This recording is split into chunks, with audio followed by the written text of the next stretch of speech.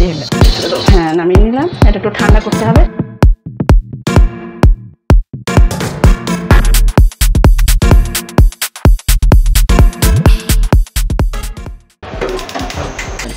প্রথমে এই উপকরণগুলো হালকা ভেজে তারপর নামিয়ে ঠান্ডা করে ব্লেন্ড করব।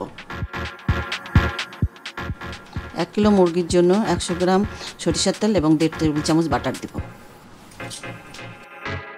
বাটার মেল্ট হয়ে আসলে দারচিনি, তেজপাতা, শাহি জিরা, কাঁচামরিচ দেব।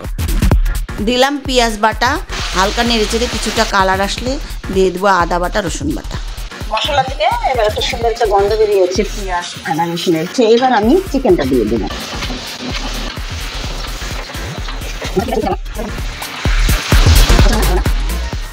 3 টেবিল চামচ টক দইয়ের।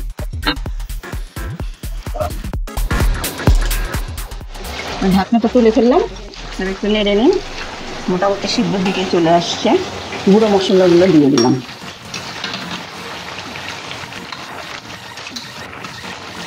মশলাটা দেওয়ার পর সুন্দর একটা গন্ধ বেরিয়েছে। আর একটু সিদ্ধ হওয়ার জন্য আমি ঢেকে দিব। নামিয়ে ফেললাম, লবণটা পরিমাণ মতো। এবার আমি বাদাম পেস্টটা দিয়ে দিলাম।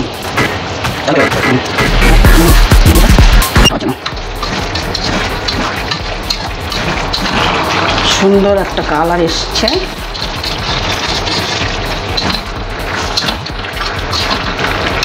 রান্না করতে আমার সবসময় ভালো লাগে। আমি বিভিন্ন ধরনের রান্নাই করি সবসময়। আমার রান্নাটা একটা শখ। সুন্দর একটা গন্ধ বেরিয়েছে। এবার আমি বাটি ধোয়া বাদামের জলটা দিয়ে দিলাম। বাদাম দেওয়ার জন্য একটু লেগে যায় নিচটা, একটু মাঝে মাঝে নেড়ে দিতে হবে। আবার একটু ঢেকে রাখবো।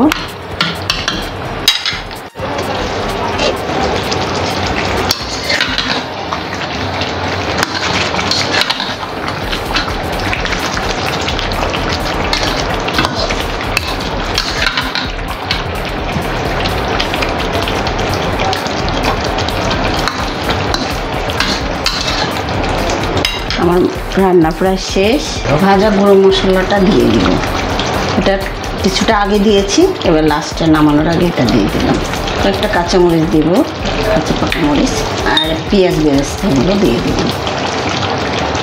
পেঁয়াজ বেরেস্তা দিয়ে আমার রান্না প্রায় শেষ। এবার নেড়ে চেড়ে নামিয়ে ফেলবো। একটু মাখো মাখো ভাপ হবে। শুধু ধোয়া জলটা দিয়েছি, আর জল দিতে হয়নি।